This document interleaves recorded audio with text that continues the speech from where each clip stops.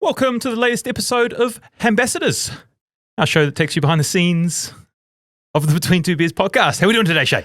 Aside from forgetting how to speak during the intros that we just recorded, I'm remarkably well. What was up with that, man? Just had a mental block. I forgot. I don't know. Have you checked out? Because you're away, aren't you, for a couple of weeks. Have you mentally checked out? There's a lot going on. I wouldn't say I've mentally checked out. Because it was I physically checked out. malfunctioned. Yeah. Well, we do these intros for our shows, and 5 times in a row, we got 3/4 through it, and you messed up on the same line. Yeah, but there was one that we got in one.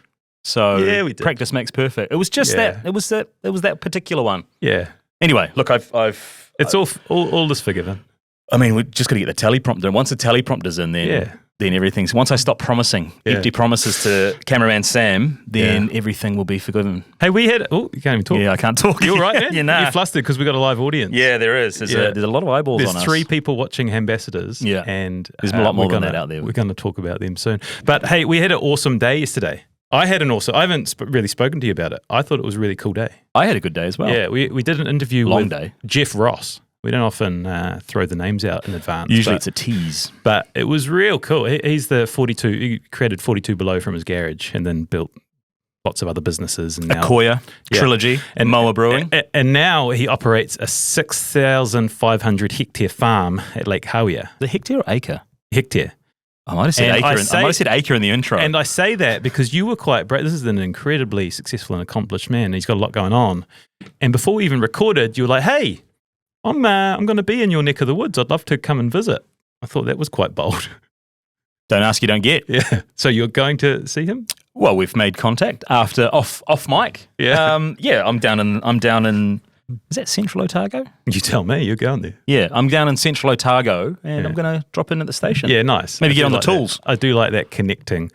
So part of the reason I loved it yesterday is because I connected with 2 people that have been part of the podcast. I reckon we almost need to add connected to the list of terms that we might need to retire. Oh, yeah. Along with journey, raw, vulnerability, authenticity. No. What's the one? If I can speak my truth. I think Kerry had said that we need to get rid of that one, as she nods in the background. Anyway, I connected with. We did this reflections masterpiece with Pete Marshall. So I caught up with him, and we also had a few from drinks Central Otago. And afterwards, and then Al Brown, who we released last week, and it was real cool. I went to Depot, and nice. I've actually met with one of his friends who wanted to reach out, and I was bursting for a piss when I got there. By the time I got back, too much detail. Had a beer and 2 plates of food within, what was I, like 2 minutes? Yeah, and I think Al even spoke about that. He spoke about it, the and episode. I was like, he's like, the most important thing, get a drink in someone's hand straight away, get the food going. Was he working the floor, or was he a patron? He was working the floor Tuesday. It was Tuesday night. Yeah, I really missed out. I should have joined. But talking to him, because it's quite a, like he spoke a lot about some really sort of deep parts. If you haven't listened to the episode, it's a lot about sort of his adoption and his upbringing and a difficult childhood and stuff. For probably the most depth he spoke about it. So for him to release that to our audience, it was quite a nerve-wracking experience. And he's had so much cool feedback from it, which just made me so happy, because he's like, I listened to it with his partner. They were driving on a big drive, and they listened to it together, which I thought was cool. Oh, right. But then the messages he said that have come through, it's like everything. So one of the messages was like, everything you were saying, it was like it was about me. So raw and healing for other people that have also had similar stories of adoption. And yeah, it's cool connecting with I'll let it slide with guests after you've sort of been through this therapeutic bean. You can't say bin. That was a bin. Yeah. 2 two already. 2 bins already. Rough start.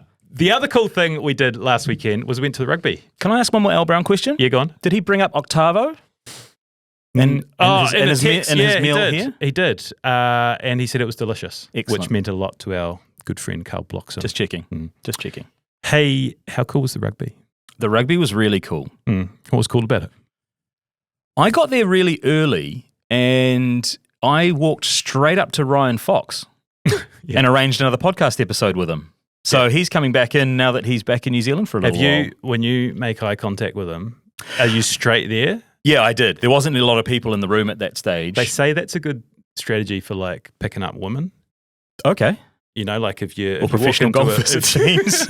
If you walk into a bar and you make eye contact, just go straight away instead of sort of like lingering around. Pestily looking. I made eyes with a lot of former guests, actually, in that room as the room filled up. And your beautiful wife, Bonnie, called me out on one of them. I think it was Bree Tomasel. I clocked her down and I might have done a little bit of a sort of like a drop down and sort of wave like that. And and she physically recoiled. It was like, that was disgusting. Yeah. And I felt a bit bad about that. But there was a lot of familiar faces in that room. How many people do you reckon were in that room? Me and Doc Brown did a count back, as we do on the drive home to Hamilton. Cool. Nine former people. guests. No. Oh, how many people in the room? How many people? Sorry. Let's give the listeners a taste of the lounge. Like 150, 200 people? I would say 200 max. Big box. Can't say that. Big box. But all right, we're going to do some name dropping in this episode. So I had former guest Sharyn Casey, Brodie Kane, Bree Tomasel, Matthew Walters from 660, Foxy, Laura McGoldrick. There was Chris Luxon and Hipkins and John Key and Taika Waititi and Graham Henry and Sean Johnson. Most of the Warriors. It was pretty much anyone who was anyone was there. It was a pretty. That's fair to say. It was a pretty heavy hitting room. You forgot Smithy. Smithy was in there as well. Oh yeah, Ian Smith. Wayne, the professor. You had Graham Henry. And so we were sitting, me and Shay and Doc and Bon, and then in the second half, James Fisher-Harris sits, Warriors captain, Kiwis captain, NRL legend, sits like four-time premiership winner. Like 2 seats away from me. And like stony, he's there with his partner, and he's just like, he looks like he's sort of quite intensely watching the game. Like didn't want anything. Yeah, there was no. He gave the vibe, didn't he, that he was there for the rugby and there for the rest of the Warriors guys. Yeah, that's the vibe I got from him, because he was sat in front, big beautiful man. Clocked him. I made the comment, I would not want to tackle that guy if I was in I was in a game of rugby league. That would not be someone I'd be aiming up at. Yeah, and then Jazz Tavanga comes and pops in the seat between us. He was quite energetic that whole. So he was full of life, and they were yarning, and then at some point we strike up a convo, and we sort of just get talking about. Did he ask you if you played rugby? Yeah, because he didn't have too many nice things to say about the rugby game or me. He's like, "Oh, league's a better game." And I'm like, "Yeah, fair play." But yeah, we started talking about the podcast anyway. And at one point, he goes to get a drink, and he's like, "Bro, do you want a drink?" And I was like, "Oh." He was doing a lot of drinks runs for a lot of those Warriors guys. That's a sort of a pinch me moment. But anyway, at the end of the game, Jazz is gone, and so there's this gap between me and James. And he gets up and he kind of looks over, and he's like, "Oh, hey, bro, just wanted to say, huge fan of the podcast, eh? Like, love what you guys do. It's really cool what you're putting out there." Yeah, it was awesome. And I was like, "What the fuck?" It was awesome. It was. Yeah, and then I chickened out from going to talking to him afterwards. Yeah, because he hung around for a little while, and I kind of wanted to make conversation, but then I didn't want to be that guy at the same time. Well, there's a few of those, right? Because Sean Johnson was there too, who we would love to have on the pod, and we've sort of made a few approaches, and you kind of see them. You're like, should I go and say hi? And then you don't. Nah, I didn't. New book out too. A couple of highlights from the game. Ronnie Clark singing the anthem at Eden Park was awesome. I clocked it earlier. I was like, I'm pretty sure that's a Ronnie Clark. And then he did sing. And then as it came out, Caleb, his son, who played, didn't realise it was him until the second verse. The other thing which made me giggle, and I don't know if you remember it, but when we arrived, the curtain raiser was an under 85 kg national final.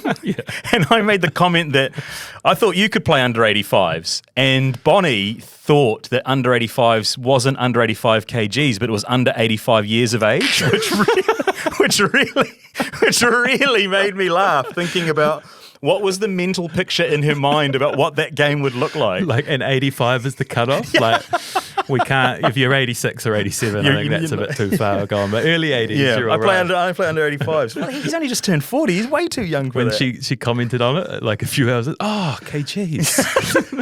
It's good. It was good. You guys had a couple of scoops as well. Got a bit pissed up. Yeah. Left the kids behind, and me and Bon had a night out. Got a hotel at the Viaduct. Did it have a bath?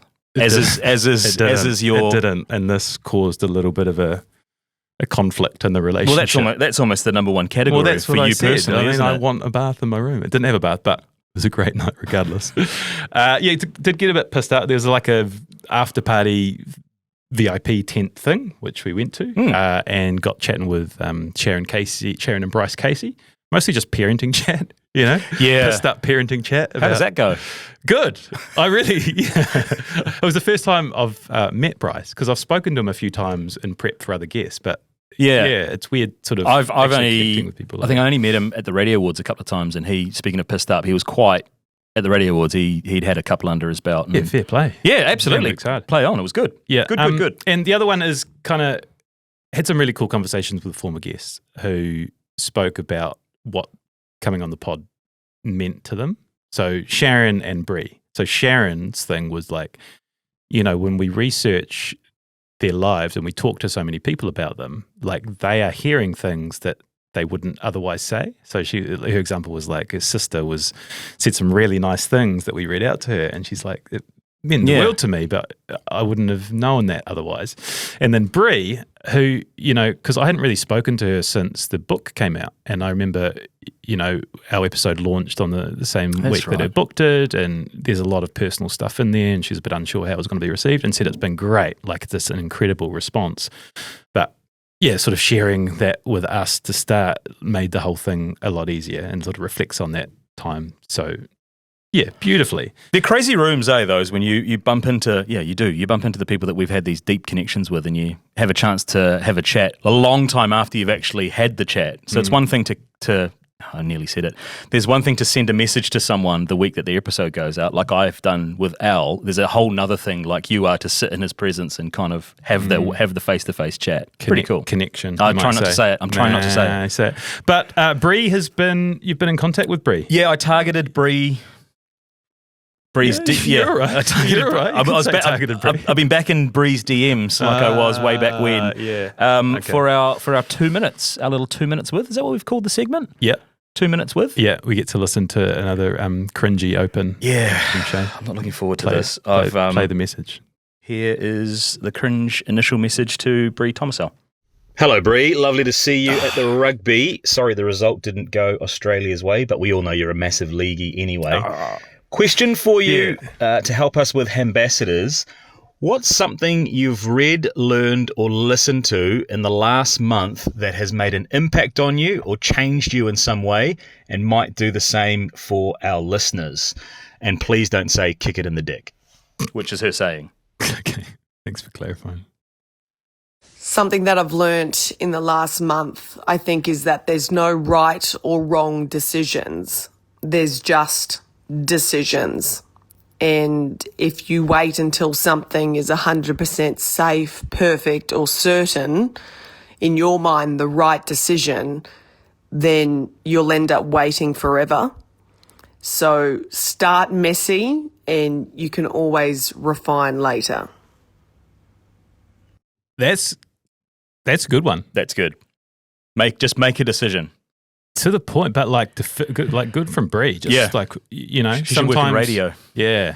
No, it was good. But the first thing that sprung to my mind from that is you're on a house hunting journey. Yeah. Decision making on that is a real mindfuck. It is. Well, we've gone in for 3 places and been unsuccessful on all of them. And every time I've kind of gone, let's pull the trigger on this, the first thought I have in my mind is, if we get it, what if the perfect house pops up next week? And like feeling like I would regret that decision for the other one versus actually making a call, getting the house, and then, cool, we've got a new house, let's go for it. Yeah. I don't know whether you kind of felt the same way when you were house hunting, that the perfect house doesn't actually exist and you just got to get a house. Yeah. It's hard, and you've got that relationship dynamic too, where one person likes it more than the other, and they've got to play the role of trying to like get the other one over the line. Yeah. So Bond didn't like the house we bought.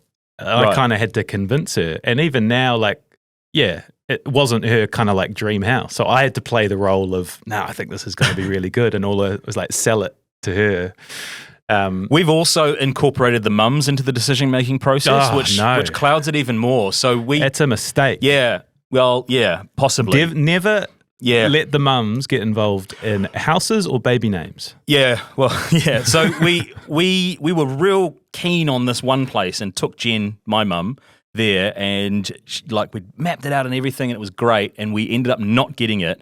And then we've gone to an open home, which we're quite keen on, and taken Jen and Doc's mum as well. And then we were leaving, and Doc's mum said to Jen as we were going, what did you think about that house, Jen? What did you like? And my mum went, yeah. Yeah. Yeah. I really like the one they missed out on. And it just was like, doesn't help the decision making. But that's the same with baby. Like, never tell someone a baby name you're thinking of, because if their response, like, who cares what someone else thinks? Well, it's the name is the name. But if they respond like, it just, it changes your perception of it. But on Bree's point, like, there's no right or wrong decision. Like, everything, like, totally agree, everything. Like this Hambassadors episode. How do we decide what to talk about? Like, there's no right or wrong. Yeah, just talk. Make the way we structure our episodes and what we start with, just make a decision. Yeah. And it's never going to be perfect. Got to do that with guests a bit more as well. Just make a decision. Yeah. Maybe they would, maybe they wouldn't. I'm not sure. Yes or no? Hey, we made got a segue. We made a decision, didn't we, recently? We did. Yeah. We have a new member of staff, and she is actually, this is live studio. Can we have some cheering from the... Whoa! Oh, nice. Yeah. We have what are we calling? Chief of Staff. Chief of Staff. So the very lovely and incredibly talented Kerry is sort of moving sideways adjacent into our reflections business, and we needed a new Hamilton-based Kerry. And we found her, and she is off to a rollicking start. So her name is Stacey, but if you become friends with her, she's Stace. And if you get to that next level, she's SB. Okay. And you feel like you're at that next level? She's given us SB status. I don't even call her SB, and I've known her longer than you. Yeah. But anyway, it's exciting for us. Kerry is here as well, and Kerry is kind of doing the handover, and she's going to be running the studio and all our Hamilton operations. And I don't know, this has been a cool day having so much life in the office. It feels like a real business. Well, yeah, we have. There's bodies there's people everywhere. There's lots of things happening. How good for Reflections as well that we were able to boost and push Kerry in there as that continues to grow. And we've got one coming up next week. There's another one coming up in New Plymouth. Lots of things happening. It's bittersweet because Kerry is a legend. Like, she has done. Do you remember our first meeting with Kerry and kind of like, can you help us figure out do everything? Everything, because we don't really know. I don't know. Can you just like help structure and bring some format to our life? Yeah. But I was talking to Stace about Kerry when she first came on, and it was like, fuck, our relationship goes back to TD. You know, that Tanya Dalton Foundation gala dinner, and she was what? When I got my tits out. Oh yeah, you got yours in. Nah, that's not. Nah, you can't. But we were so impressed with her as an operator, like, and then she reached out and said, look, if there's ever an opportunity, I would love to. And now she's like, you know, part of the team, and now she's into Reflection. Yeah, it's cool. The whole thing is really cool. So it's, super stoked. Hey, you had a bet that won, didn't you? Yeah, it's a long time back now, but my NRL/NRLW multi came through. Storm to win, Broncos to win, and how good was that game, by the way, the semi-final. Roosters women to win and Broncos women to win. A little $153.59 into the kitty. About time we had a win. So we get that to 500. We pay out 5 lucky listeners. Yeah, this is between 2 bets as well. Between 2 bets brought to us by our friends at the TAB. Yeah. What do they, if they want to bet, what do they got to do? Download the app today and get your bet on R18 Bet responsibly. Yeah. So what have you bet on? I've gone with a longer lens for the ICC Cricket Women's World Cup on our White Ferns. Yeah. And I've gone hopeful future Between Two Beers guest Amelia Kerr to be New Zealand's top wicket taker at the competition. Did you choose that bet after you asked me what mine was and I said Amelia Kerr to be the top run scorer for New Zealand? Yeah. Maybe. Yeah. Maybe So just backing a big tournament from Amelia Kerr. I've gone top run scorer. You've gone top wicket taker. We will find out in 4 weeks. R18, bet responsibly. All right, Funbag. We've got some questions coming in. Load us up. We've got some voice notes this week, don't we? We do have some voice notes this week, and I am responsible for playing them, which I will do now. Here's the first one out of the fun bag. Yo, hey guys, big fan of the show. Just have a question. What's your 30-minute comfort watch at the moment? Ooh, 30-minute comfort watch. Do you have 30 minutes to comfort watch? Nah, I don't, but I will answer it in the form of what's popping up on my algorithm. So I'll dip in, I'll have a bit of time and go on a TikTok or a reel or something. Yeah. It's quite closely tied to conspiracy theories. I'm seeing a lot of Charlie Kirk stuff on my feed. Conspiracies about how the guy Tyler Robinson wasn't the real killer. Okay. Does that surprise you?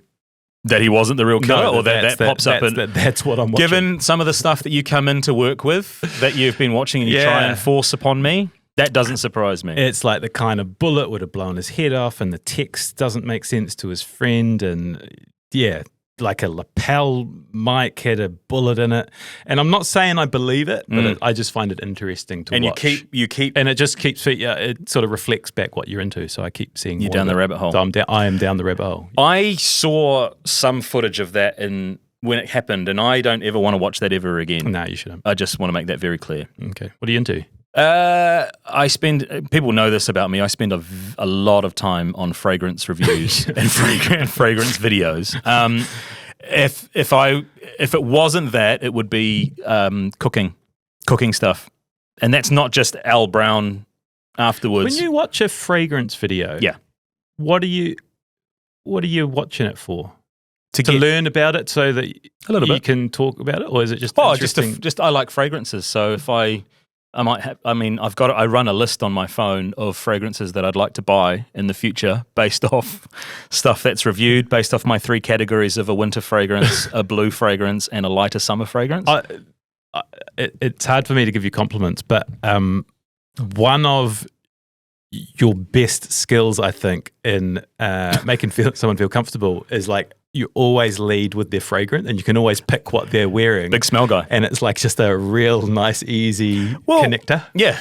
I mean, if someone says that I smell nice, that makes me feel good. So, why not make other people feel good? Nice. But if it's not fragrance stuff, it's cooking stuff.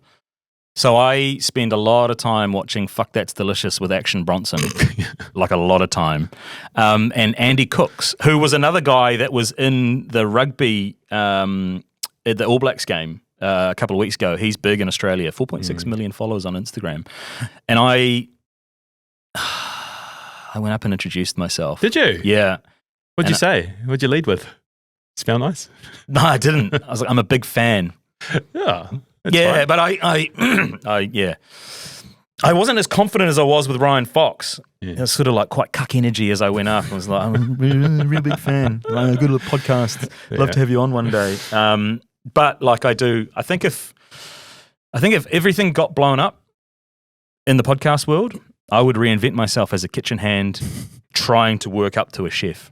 Sometimes when we talk, I realize we are so like, I know we're different, but like we're so different. Oh, yeah. Which is nice. Yeah. We've got another question. Oh, yeah, sorry. We do have a second one. I zoned off. I was thinking about some pulled pork. Another one. I feel like this guy was very much after what he was wanting with how quick he's asked this question. Hey guys, just wondering if you have any life hacks.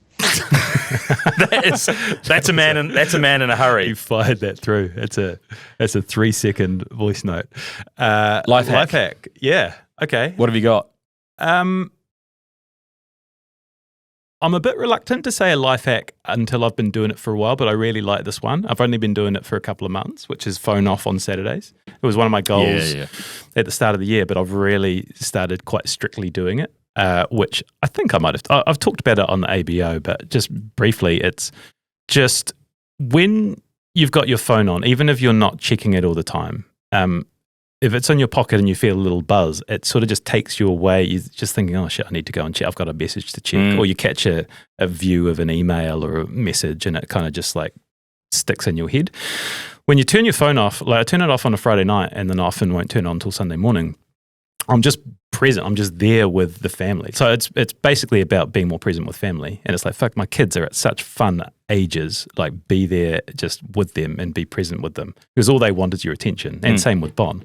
So that's been huge. And like Saturdays have become my favorite day of the week because it's nothing is coming inside my bubble. I'm there with who I'm with.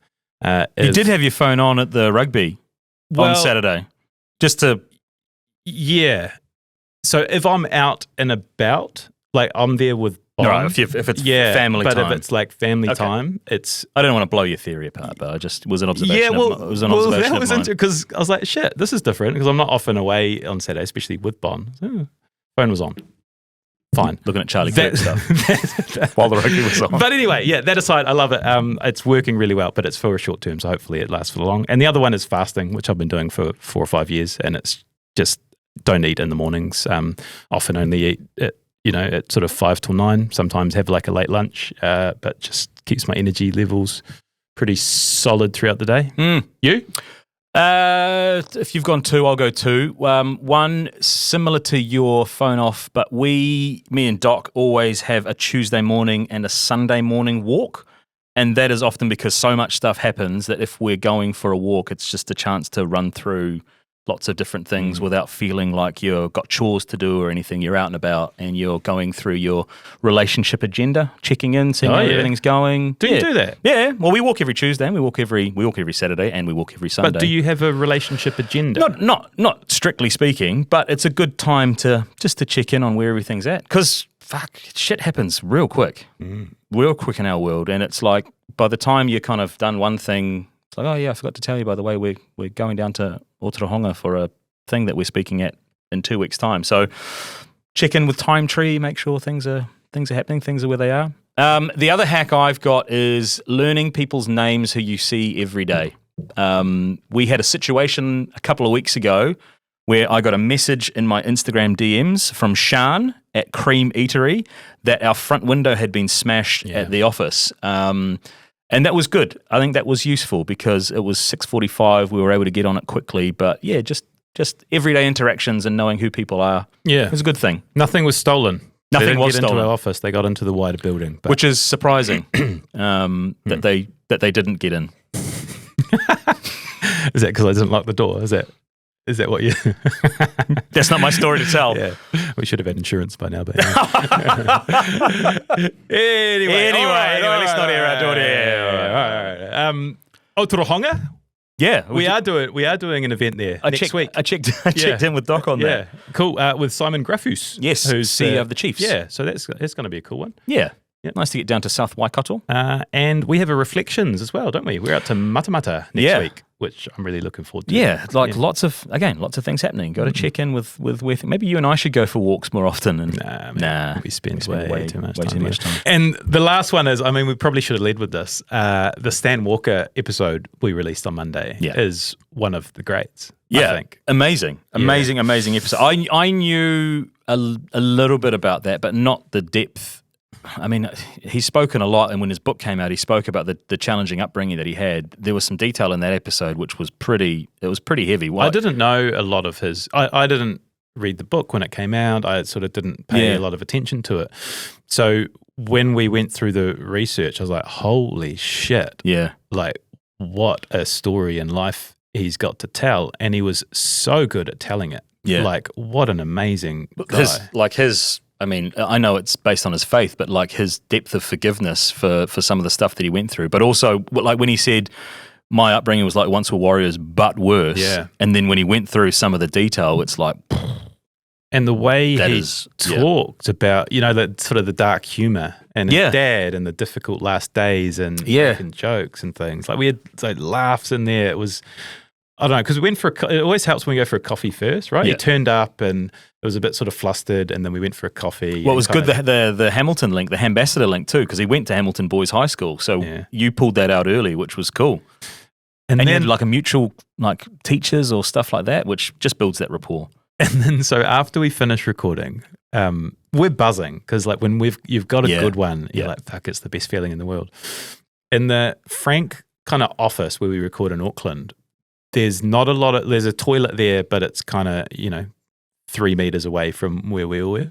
So he's in the toilet and he starts singing the most beautiful, I've never heard anything singing like that I've ever heard in my life. Yeah. And I kind of was like, is he playing that off his phone? And it was just the super high pitched, like a beautiful. Yeah, it was crazy. I don't even know how to describe it. I just keep saying beautiful. It was almost like because we'd had him for 2 hours in the studio and like talking, and it was almost like he like physically had to start singing to release. That's kind of what it felt like to me. Yeah. It was like angelic. Yeah.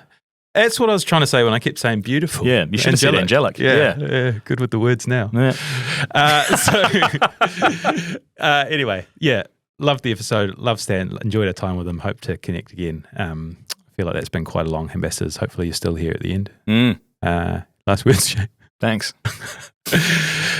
See you next time. Hey, thanks to the live crew. Can we get one last cheer for the outro? Woo! All right. Nice. See you next time. Enjoy.